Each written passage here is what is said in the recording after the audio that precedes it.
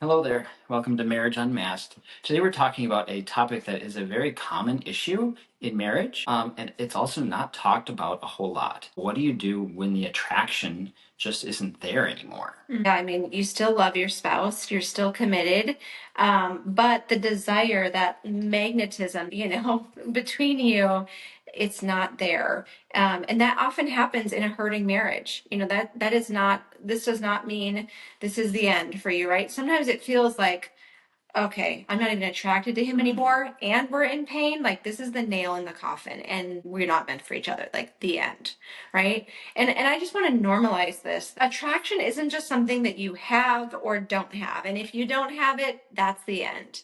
I want you to think of it as more of a fluid thing, where sometimes it goes up, sometimes it goes down. It shifts, it changes, and really a lot of that depends on some of the things we're going to talk about, we're going to get deeper into, but a lot of it is because of that pain, right? The pain that's there. And I know for us, we we were kind of on two different pages when we first got married. I didn't have a ton of attraction for Adam, honestly. And I think that really affected a lot of things. Definitely. Right. But it kind of got a lot worse after the first couple of years. We were maybe in like year 2 or 3. And Adam was a pastor, like his first year as a pastor, away from family and friends, this little country church. And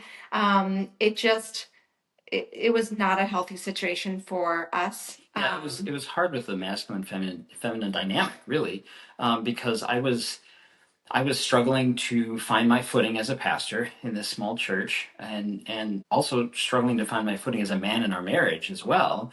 And I was worrying so much about what other people thought of me, and thinking that I had to lead from that area, that I had to please everybody, and then I could, teach them or lead them or whatever. And it was really kind of a backwards idea.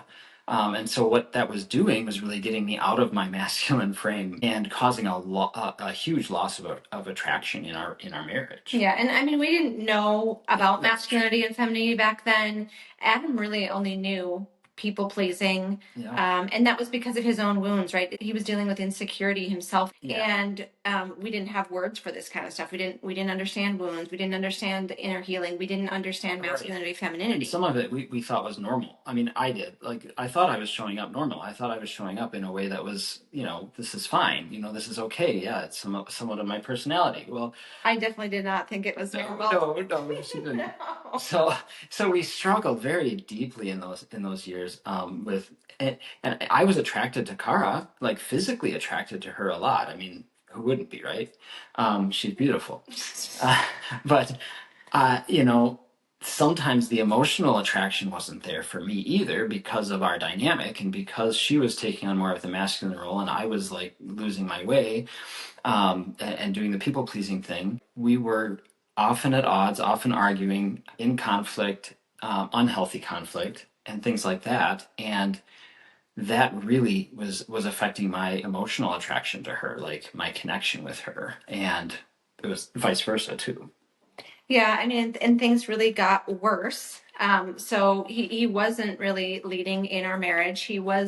Yeah, he was kind of shifting who he was. I didn't even really know who he was anymore at that point, because he just didn't have his own personality. Yeah, I was shape shifting to fit the role and to do it the way I thought I needed to do it. I was losing some of myself, losing some of my unique voice and my own decisiveness, because I was trying to fit a box instead of actually just lead from my heart. Yeah, I mean, you didn't grow up with a strong sense of self anyway. And then when you became a pastor, it was really even more hyper focused. And so I was like, I don't even know who you are anymore. And then things got way worse because there was a lady in the church who was harassing me, and Adam. And I handled that very poorly. Not really standing up for Kara in that situation, not handling it very well, just not making wise decisions in that area. And so that caused Kara to feel really unsafe with me, because I was in some ways trying to appease both sides rather than actually take the bull by the horns and here's what needs to happen. She didn't feel like I was defending her in that Yeah, I situation. mean, I felt very abandoned by him. I lost trust in him. So it was It's a whole very, mess, yeah, a whole big mess. it was very painful, and the attraction was just pretty much gone for Yeah, me at that that's point. And yeah, it was just a really hard time. But we've come back from that. Obviously, we are married now for 19 years, and our attraction is very strong yeah, now. Not saying it doesn't still shift. Sometimes it does. yeah. If we're in a painful spot, I'm not like, super attracted. For women, I think it's especially, this is deeply tied to emotional safety. And so when I'm Right. talking about how I felt so unsafe with him, I felt abandoned, I felt like I couldn't trust him back then. That's why I didn't feel the attraction. If you as a woman don't feel seen, you don't feel heard, you don't feel pursued by your husband, your body isn't going to be open for intimacy. And I had a real kind of explode a little bit a while back, and it was a reel about me rolling over in bed, not interested as Adam is interested, and how it's not just his fault, but it could also be some things that I need to heal. And there was just a lot of men in big pain commenting about how abandoned they felt in this area. But it is a two-way thing, right? It's not just his fault Right. for maybe not seeing you, hearing you, pursuing you, because maybe he also feels unsafe or he feels rejected, especially with sex. When he does make a move and he's trying for that, and then he gets rejected over and over and over, that really, I think, hits a man really That hard, is, deep. it's very deep, deep pain because that is one of the ways that many, many men feel really connected to their spouse and they feel like they are loved and, valued as a man. And that's where they feel like, okay, my wife is into me, she's attracted to me, she desires me. And when that happens over and over again, where that rejection happens, then yeah, he can go into a ton of pain and hurt in that area. Yeah. And so if there is hurt there, if you're feeling repelled, sometimes, I mean, that's the honest feeling, right? I'm repelled by my spouse instead of Mm, even like, I'm just not really that interested. You can feel even repelled. And if that's the case, or you're feeling like there's just absolutely no attraction, it's showing that there's a need for some healing, right? There's a need for that. And attraction really takes a hit. Like we've kind of talked about, some of the other ways it takes a hit is like when criticism replaces curiosity. yeah. And this happens so often, Yeah. especially as marriage goes on, where you think you know your spouse, or you think you know how they're behaving, or you know their Yeah, heart. you're like assuming what they're thinking, assuming what they're feeling. Then you make judgments and you speak those judgments out based on what you have Yeah, assumed. instead of getting curious Yeah, and instead of asking actually. questions. So, also when you feel like a roommate, you guys are just walking in these roommate roles in your household. Instead of this, like, we're pursuing each other, we're passionately loving each other, right? Yeah. We're intentional about connecting in our marriage every single day. That can be a reason Yeah. why the attraction Yeah. is I'm gone. even working with a man right now who's dealing with that in his marriage, and they just aren't spending much time together. Their routines are so opposite, and they're missing each other a lot, and yet then they're getting into these patterns of just like distance and coldness and going through the motions and just doing whatever needs to be done. They're just existing as partners and not really having any time to really invest in a deeper connection with each other and going after that. Yeah. And that I think is a very common dynamic, really, unfortunately. Hmm. The attraction also can fade when there's unresolved conflict. So maybe there's hurt there, right? There was an issue and it never really got resolved, or maybe the repair didn't happen, and Mm. so that can turn into then resentment or bitterness or just this deep pain, and that can lead to the attraction also fading. Yeah, because your heart is closed off to your spouse then, and at least partially closed off because of that, because you're harboring that pain. Hmm. And when only, we kind of touched on this a little bit, but when only one person is pursuing, Mm. when it's just the husband pursuing, he keeps pursuing every time, right? He's trying to win his wife's heart. He's trying to take an action and make a move.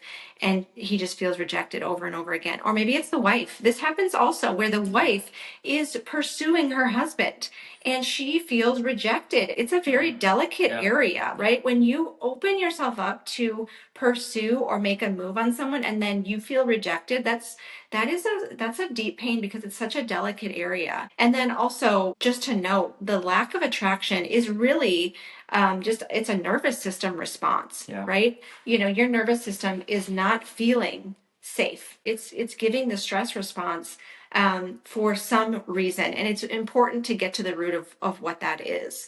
What attraction really is made from: respect, playfulness. Yeah, having fun together, like just getting back to what you were when you were dating. That same atmosphere, that same environment of just like we love spending time with each other. We love doing these things together. That is really where attraction is going to grow, is in that kind of atmosphere. And trust, that's a big key one. And that's why for us, that broken trust, that's come up for us over and over again. That was kind of the first part of the broken trust was back then, but it's come up over and over. And it honestly, it just kills it every time for me. And it can kill it for the man too, because especially if you're receiving a lot of criticism, then you don't really open up to your wife either, because you're just numb from it and you put up a wall. And so then you start to see your spouse through a different lens, and that attraction just goes away. And attraction is also really made from how you treat each other behind closed doors, right? So many people, these wives I talk to who are hurting in their marriage and they feel like, this is not the one for me because they think everyone else is happy and I'm the only one struggling. You're only seeing what people want you to see. There is a whole world behind closed doors, and for us as well. Like you don't see all the things that we're going through. We try to be as open and honest. Yeah, we still with have you. struggles in our marriage. Yeah, and it's not what we talk about, just what we talk about on a podcast or what we, show on social media. What happens behind closed doors for us is really what is connecting us or disconnecting us. And so that's really part of it. The feminine masculine dynamic, which we've talked about before, this is a huge part of it for us. When we learned about the feminine masculine dynamic and what that really was and how it shows up and what's behind it, we had a massive increase in attraction. It was like honeymoon stage. It was so amazing. The magnetism, we had not had that. We've never had that. Never had that before. Even our honeymoon, we didn't have a honeymoon. No. Hardly at all. It is. It's just that polarity, that excitement that comes when we are actually stepping into and embodying those gifts that God gives us in our masculine and feminine dynamic. It does. It creates the attraction that God intends in the marriage relationship. And it just creates incredible attraction. Like I would never have thought we could have the level of attraction that we had, because after so many years of not having it, I never thought it was possible anymore. But when we really did start to embody that, it was like, what? Like, this is crazy to me. So it might be a very exciting surprise for you. Yeah. And then just being like steady, just being intentional. These things are all really important with what creates that attraction. If the attraction is gone for you, and you're like, I don't even know how to get this back. We have 4 ways to try to help you to rebuild that. And the first one is to heal these emotional wounds, right? Identify what they are, identify what those hurts are, and then start to heal them. That takes honesty. That takes you being really open. It takes dropping the blame. And I know this is hard because when you're hurting, you do want to blame, right? You want there to be a reason for your pain. And so it's very easy to see that reason in somebody else. But the healing takes dropping the blame and really owning your pain. And then loving yourself. Like you're not going to be attracted to someone else if you don't love who you are, and some of these parts of yourself that you've distanced from, or that you've been hurting yourself inside as well, where you're causing a lot of your own pain. I know that happened to me for many years. Like my own self-talk, I was beating myself up inside. I didn't really love who I was. I was disconnected from who I was at my core, and I didn't love that person. And so how am I going to be attracted and love another person if I don't even like myself? And so that is part of that inner healing and those wounds that really need to be taken taken out of hiding and brought awareness to, and then healing with God and with others. But yeah, that inner healing is so important to get the attraction back. Yeah, and we're not going to pretend that this is easy at all. This is probably the hardest step. Yeah. And that's why I think it is so important to get some coaching, to get some help. I mean, this is why we have a module in our Healing Your Marriage course on inner healing. This is why this is the work we do inside Restored, my Restored community for wives. And you're starting Refined, yep. Refined, my community for men. Mm-hmm. A lot of this is about inner healing and getting into this stuff with other guys and really, understanding and growing. Yeah, it's extremely hard to do it, and then to do it alone. Yeah. I can't really even imagine, to be honest. Mm-hmm. And so pursue it, but yeah, you don't have to pursue it alone. You don't have to walk through this alone. And then the second thing is to restore the polarity, right? That masculine feminine dynamic we were talking about. This is so key. And so again, this I think is really helpful. This is what we talk about in Restored all the time, is the femininity for women, and that's what you talk about. Masculinity for refined, yeah. Yeah, and so when your nervous system is stressed and you are feeling unsafe in your relationship, which is what both men and women a lot of times in painful relationships are feeling, that's what often steps us out of that. Women often then go to more masculine energy. Men actually often go to more passive energy. You're putting up walls, you're retreating, you're isolating, you're drawing back as a protective mechanism. And that is really stepping out of your masculinity too, because true masculinity steps in and begins to lead and begins to take charge first of himself, and then also provide direction and framework. And when you're not doing that, then yeah, you're going to lose that polarity. Yeah, and then the third one is to get curious again. See each other again, instead of a lot of times we see each other through the pain. Yeah. But try to, and as you're working on your healing, right, step one, you're going to be able to see each other again. And that's someone with a heart, right? That's someone with a history, with a story, and just seeing them again for who God really says they are, right? And compassion. I mean, that's really what it is, having compassion for them again and connecting to their heart again, and being willing to rewrite the story that you're telling about your spouse, and look at them again through the lens of love, how you used to see them when you were first dating. And I have actually 3 questions to help you with this one, just to get curious and work on that attraction again. So the first question is, what helps you feel desired by me? That's a great one to ask. Write these down. The second one is, what made you feel drawn to me when we first met? And then the third one is, what's something now we could try together? Right? Something new today, this week, this month that you want to try together. That brings a whole kind of playful and fun side to your marriage too, when there is a lot of pain. And then the last one, the fourth one, is to start small, but start. So that could even look like just getting eye contact again, right? Sometimes we go through, we're just like ships passing in the night. Yeah. Where it's like, this is too painful. I don't want to look them in the eye because I'm in such pain. They hurt me, right? We kind of see them as the enemy sometimes. So as we're doing this inner healing and the polarity work and the getting curious, start to look them in the eye again. Or maybe it's non-sexual touch where you hold hands, or you put your arm around your wife, or you just give a little back scratch. You're surprised how powerful some of those things are. I mean, even when you are in sort of a disconnected state and you reach out and you touch someone, it depends. It depends on whether they're open to it or not. But that can really trigger a flood of emotion in the other person, and it can really start to heal the gap. Just to do some of these really small things that you're not even really thinking about doing right now, even just speaking a few kind words. Yeah, sincere, honest compliments, right? Kind of going back to the see each other again, get curious, because as you do see something, say it, really be so honest with it, not just you look nice, or sometimes you feel like, do they even mean that? Right. So make sure it's a sincere compliment. And go on dates. If you're not going on dates, start to date your spouse again. Make that an intentional plan. Yeah. So I think one of the big messages I want you to take away is, don't wait to feel it, right? Don't wait for the attraction to just come before you choose to pursue it. right? Because it's just not going to randomly come back. Like I said, it's not something you either have or don't have. I think it's something for you to really pursue. And so don't wait to feel it before you do pursue it. And so it starts with that kind action. It starts with being loving, and then it goes to, your presence in with that energy, and then that creates the safety. Then comes the desire and the attraction.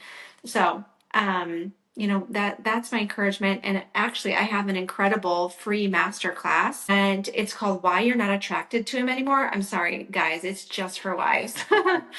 But maybe your wife will let you watch as well. But it's called Why You're Not Attracted to Him Anymore and How to Heal What's Underneath It. And I'm gonna get, deeper into this. And there's actually going to be a challenge that goes along with it to give you practical steps. It's gonna be so powerful. Yeah, it really is. And I can't wait. So make sure you sign up for that. The link is in the show notes to grab your spot for that free masterclass. And we hope this was really powerful for you. We'd love to hear your thoughts. We'd love for you to share this podcast, spread the word, because there's a lot of hurting couples out there, people that you think they have no problems, right? They seem perfectly happy. There are a lot of people hurting in their marriages. So don't be afraid to share this, and be a blessing to someone else.